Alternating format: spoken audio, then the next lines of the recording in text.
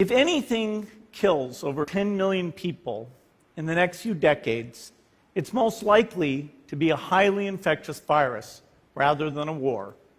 I just think back of could I have been more persuasive? But we've actually invested very little in a system to stop an epidemic. We're not ready for the next epidemic. How did you make such a prescient prediction? How did you know this was going to happen? Well, there's a number of respiratory viruses, and from time to time one will come along that's very transmissive and causes some level of fatalities. Respiratory diseases are very scary because you're still walking around on a plane, a bus, when you're infectious. Unlike some other diseases like Ebola, where you're mostly in a hospital bed by the time the viral load infects other people. Hey, so recently I got the chance to interview Bill Gates, and we talked about lots of things, including conspiracy theories and misinformation. But about the pandemic, I wanted to know if so many people could see this coming and the costs of prevention were relatively small, then why wasn't more done about it? Well, there's some risks like earthquakes, where we see small earthquakes all the time, or, the history of war or fire or hurricanes. So you don't forget, these pandemics only come along so irregularly that being lulled into a sense of security where it probably won't be a problem in the next few years, why should we put money into that? You don't buy the insurance policy, basically. This one will help us understand it needs to be a priority. I feel like humans have an issue, though, with fighting the last battle, potentially. So if we focus on pandemics now, and there isn't one, say, for another 100 years, what is the next disaster? What is the one that we're not prepared for? Well, I'd point out two. One is climate change. Every year that would be a death toll even greater than we've had in this pandemic. Also related to pandemics is something people don't like to talk about much, which is bioterrorism, that somebody who wants to cause damage could engineer a virus. And so that means the cost, the chance of running into this is more than just the naturally caused epidemics like the current one. It feels to me like there's something similar about pandemics and, climate change or like asteroid impact, which is that, they're not very tangible, but you could do a little bit. I don't know. It seems like humans are not very good at those sorts of problems. Well, my favorite writer, Václav Smil, wrote about all the potential kinds of disasters, like, the risk of an asteroid, the risk of a, Yellowstone-like eruption. And in fact, he showed that pandemics were significantly the biggest thing, other than a human-caused nuclear war, that we needed to be more prepared for. So what changes do we put in place to be readier for the next one? And is it possible that COVID-19 could be the last global pandemic? Well, certainly there will be more pandemics.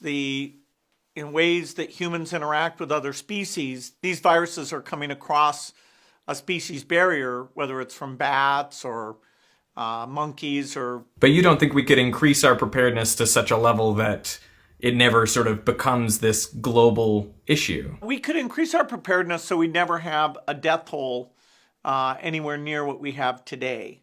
Pandemics can be worse in terms of the fatality. Smallpox was over 30% fatality.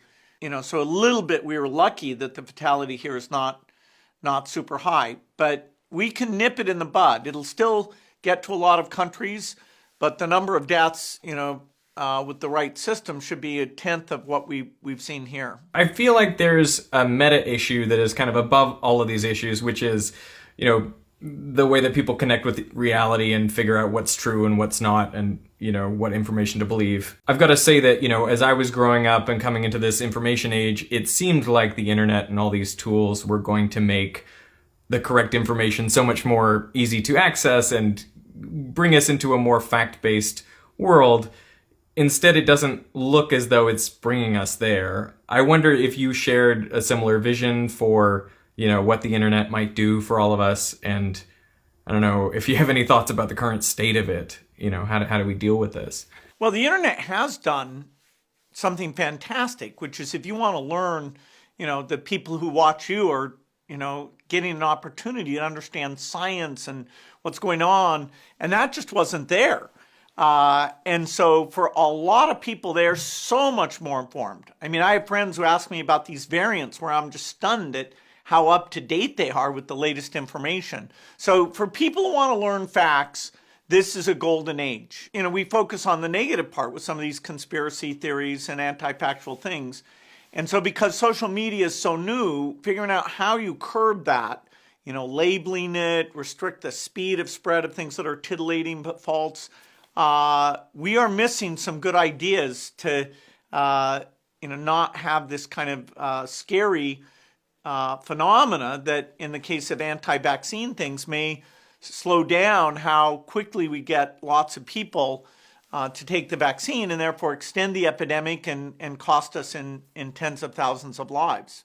It feels like you're running up against, kind of that great American principle of free speech, right? I think it's a great point that you bring up that, in the past, the problem was kind of scarcity, getting access to this sort of information. And now it's sort of a problem of too much and figuring out which is the good stuff and which is not. Well, there are certainly clear things like, saying completely false things about, vaccines. But there is kind of a gray area in the middle that figuring out what the rules are and who should be the one looking and interpreting those rules.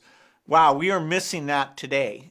Can you get a group of experts that are weighing in on these things? You don't really want the profit motive involved, but you want, expertise and capacity.